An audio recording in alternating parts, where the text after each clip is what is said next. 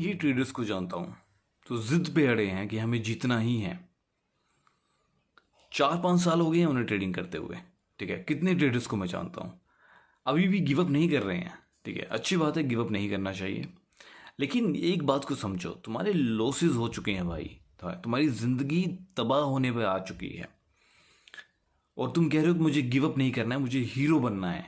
ठीक है, जैसे वो फिल्मों में होता है ना कि हैप्पी एंडिंग, तो भाई लाइफ में ऐसा नहीं होता है। ठीक है, अगर आपकी स्ट्रेटजी सही नहीं है, माइंडसेट सही नहीं है, तो आप इस लूप से बाहर निकल ही नहीं पाओगे। ईगो के बेस पे तो कभी भी नहीं निकल पाओगे। ठीक है, आप सोचोगे कि नहीं मुझे तो जीतना है, मैं गिव अप नहीं करूँगा। जब मैं कहता हूँ कि ब्रेक ले लो भाई ट्रेडिंग से कुछ टाइम के लिए, तो तुम कहते हो कि नहीं नहीं ब्रेक नहीं ले सकता सर, मैं हार नहीं मान सकता। ब्रेक लेना भी बेवकूफ़ों स्ट्रेटजी का हिस्सा है।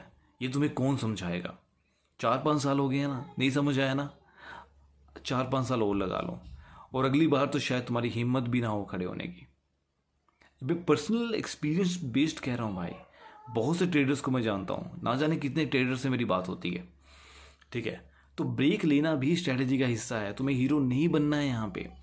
अपनी सिचुएशन की अवेयरनेस जब तक नहीं होगी कि मेरे हालात क्या चल रहे हैं। ठीक है, अब आपको क्या पता कि मेरे हालात क्या चल रहे हैं? मुझे पता है ना।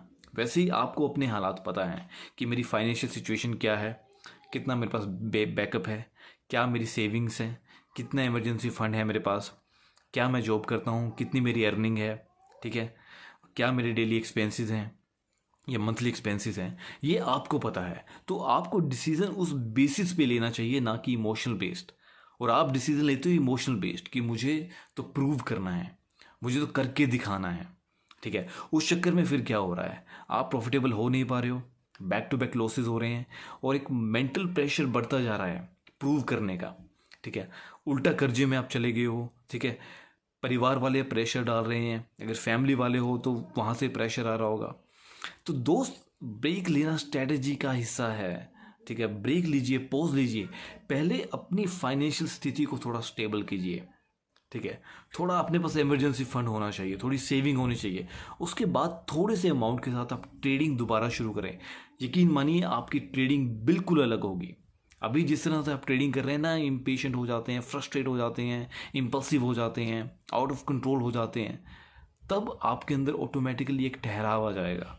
ठीक है, क्योंकि वो प्रेशर नहीं होगा। अभी सारी डिपेंडेंसी आपकी ट्रेडिंग पर है और यही डिपेंडेंसी आपको डुबो रही है और आपको पता नहीं चल रहा है। समझ जाएं भाई टाइम से।